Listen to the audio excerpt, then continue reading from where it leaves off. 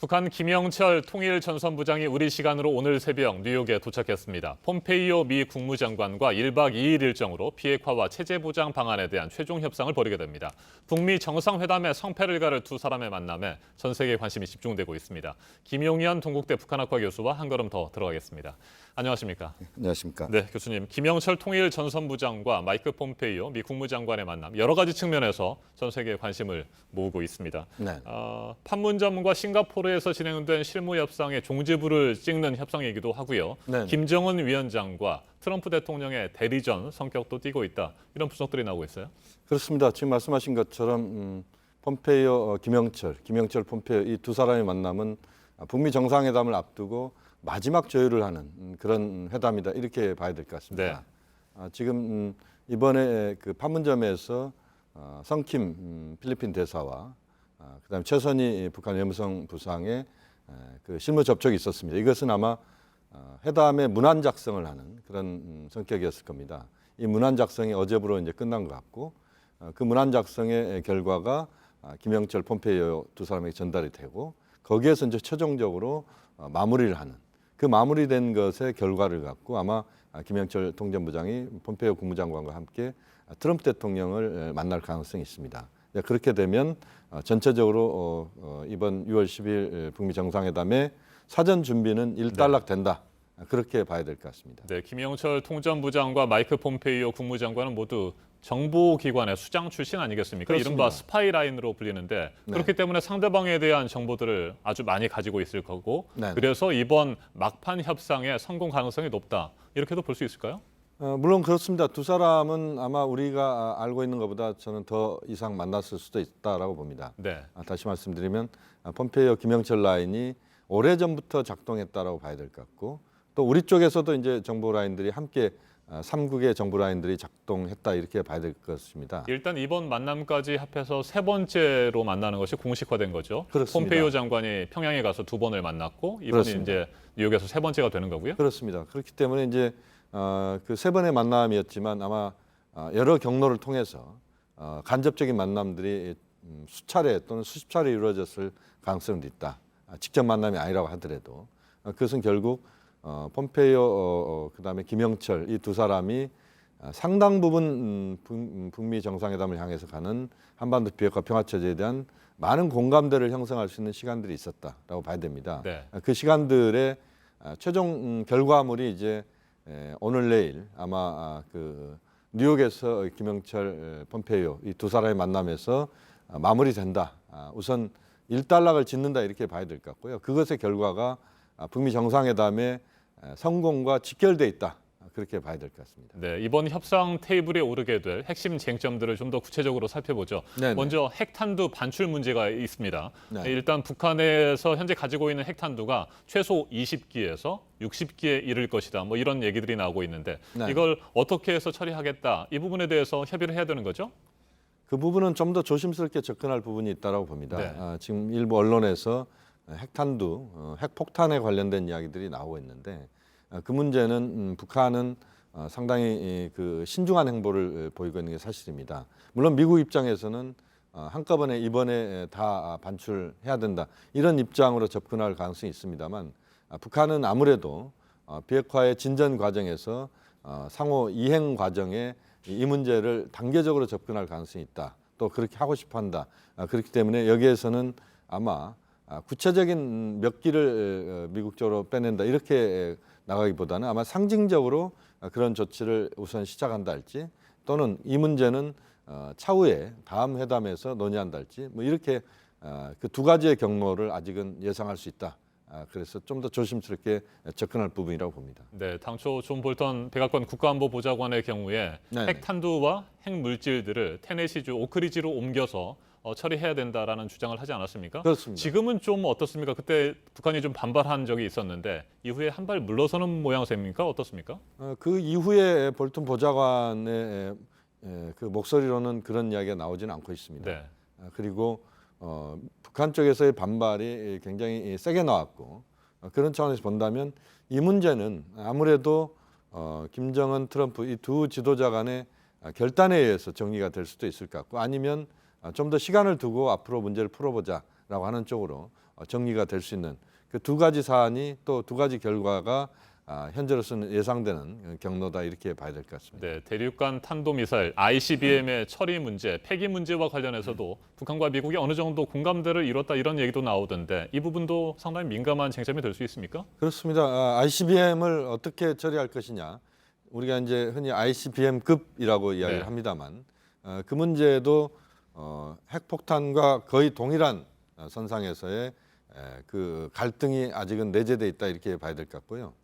미국적 입장에서는 핵폭탄보다도 오히려 ICBM급 미사일의 처리에 더 많은 관심이 있을 수 있습니다. 네. 왜냐하면 이것이 이제 미국을 타격할 수 있다는 것 때문에 직접적이고 현실적인 위협이 될 수 있다. 그렇습니다. 이렇게 보는 그런데 이제 문제는 이 ICBM급이라고 하는 것을 미국 본토를 겨냥한 그 수준에서의 그 ICBM의 폐기냐 아니면 괌을 타격할 수 있는 정도 한 3,000km 내외의 미사일까지의 폐기냐 또는 그 전에 일본에 도달할 수 있는 미사일 뭐 이런 여러 가지 경로들이 있기 때문에 현재로서는 그것을 통틀어서 ICBM급 미사일을 다 폐기하는 쪽으로 바로 정리한다 이렇게 보기는 어려울 것 같고 네.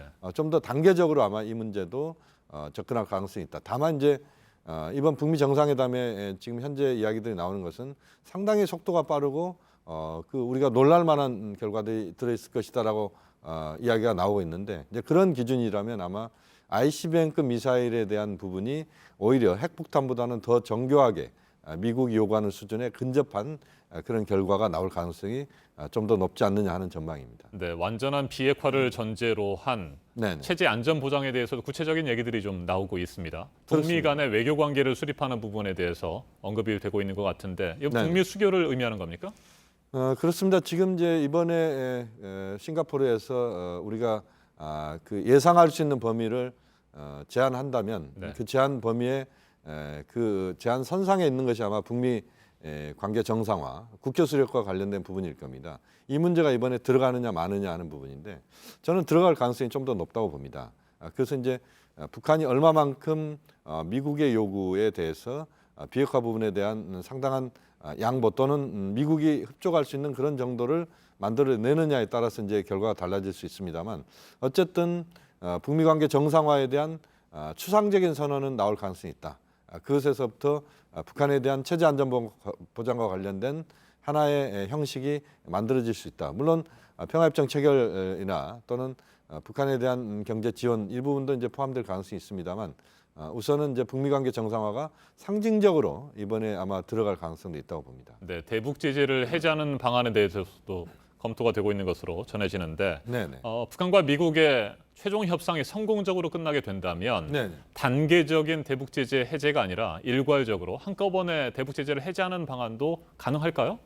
그 문제도 역시 비핵화 부분과 연계돼 있다, 연동돼 있다 이렇게 봐야 될 것 같습니다. 비핵화 수준이 어느 정도 수준에서 나오는 것이냐 또는 어떤 결과를 이번 회담에서 만들어내느냐. 다시 말씀드리면 우리가 일괄 타결이라는 이야기를 하고 있습니다. 네. 북한의 비핵화에 대해서 한반도 비핵화에 대해서 일괄 타결을 하고 또 시기를 아마 한 2년 정도 안에 한반도 비핵화를 달성하자라고 하는 그 합의가 이루어진다면 거기에 따른 그 유엔 제재나 미국의 제재가 해제되는 속도가 굉장히 빨라질 수 있다 이렇게 볼 수 있습니다. 그래서 이제 이번에 한꺼번에 다 풀릴 수 있다라고 하는 부분은 그렇게 쉽지는 않을 것 같습니다만 그러나 미국이 북한에 줄 수 있는 카드 중에 매우 중요한 것이 자국의 제재를 해제하는 것이고 그것에 연동돼서 유엔 제재도 이제 해제되는 것이지 않겠습니까? 네. 그렇기 때문에 그것은 비핵화의 이번 결과에 따라서 거기에 상응해서 그 해제도 그 수준에서 진행될 것이다. 이렇게 봐야 될 것 같습니다. 네, 지난 27일부터 판문점 통일각을 중심으로 북미 네. 간의 실무 접촉도 진행되지 않았습니까? 그렇습니다. 성김 대사와 최선희 북한 외무성 부상이 어제 4시간 정도 만나고 회담을 끝냈다는 얘기가 들립니다. 네. 시간이 비교적 짧았는데 그렇다면 뭐 얘기가 잘 됐다 이렇게 볼 수 있을까요? 얘기가 잘 됐기 때문에 김영철 통전부장의 뉴욕행 비행기가 출발했다 이렇게 볼 수 있습니다. 네. 다시 말씀드리면 아마 지금 어제 4시간 동안 결과가 나왔고 그 전에 이틀간은 만남이 이루어지지 않았습니다. 또 그 전날 이제 만났고 그래서 두 번의 만남이 있었는데 첫 만남 때 대체로 정리가 됐다라고 봐야 됩니다. 그래서 본국의 훈령을 받고 그 훈령을 받는 과정에서 김영철 폼페이오 라인에서 그것을 정확하게 체크했을 것이고 그러면 이 정도면 뉴욕을 갈 수 있다. 또 폼페이오 입장에서도 뉴욕에 오라 이렇게 정리가 됐을 것이고 또 어제 이제 최종적인 그 실무 접촉의 결과들이 두 그 중요 인물에게 전달이 됐을 것이고 그것의 결과를 갖고 뉴욕에서의 만찬과 그 회담이 폼페이오 김영철 이 회담이 열린다. 그러니까 그 싱가포르 회담의 거의 전초전 또는 싱가포르 회담의 세미파이널로서 두 사람의 회동도 매우 중요한 세계의 회동이다 이렇게 봐야 됩니다. 네, 그래서일까요? 그 샌더스 백악관 대변인도 실무 협상이 긍정적이었다 이렇게 평가를 했고요. 네네. 당초 예상대로 6월 10일 싱가포르에서 북미 정상회담이 열릴 것으로 본다 이런 멘트를 했습니다. 네. 뭐 순조롭게 잘 진행되고 있다 평가할 수 있습니까? 현재까지는 순항하고 있다 이렇게 봐야 될 것 같고요. 미국 쪽에서 나오는 이야기는 6월 12일 날 시간이 촉박하지만 서둘러서 6월 12일 날 회담을 하자 이렇게 트럼프 대통령이 좀 재촉하고 있다 이런 이야기까지 나오고 있습니다. 그것은 현재 비핵화 평화체제와 관련된 논의가 상당 부분 성숙하고 있다, 숙성하고 있다 이렇게 봐야 될 것 같고요. 그래서 이제 어떤 결과가 나올지는 6월 12일 날 그 회담 이후에 그 종합적으로 북미 지도자가 발표하는 그 내용에 우리가 또 귀를 기울여야 될 것 같습니다. 네, 한 가지 질문만 더 드리겠습니다. 뉴욕 협상이 잘 마무리가 되면 네네. 김영철 통전부장이 트럼프 대통령을 직접 찾아가서 네네. 김정은 위원장의 친서를 전달할 가능성도 높다 이런 얘기들이 나오는데 네네. 실제로 친서가 있다면 어떤 내용이 담겨 있을까요? 친서의 내용은 그렇게 구체적인 친서는 별로 없습니다. 또 그렇게 양이 많지가 않습니다. 그래서 북미 정상회담에 대한 기대와 트럼프 대통령과의 만남에 대해서 솔직한 자신의 입장을 간단히 정리하는 그러면서 성공적인 한반도 비핵화 평화체제를 위해서 노력하자라고 하는 이런 정도가 들어갈 가능성이 있고 구두 메시지일 가능성도 있습니다. 알겠습니다. 김용현 교수님 말씀 잘 들었습니다.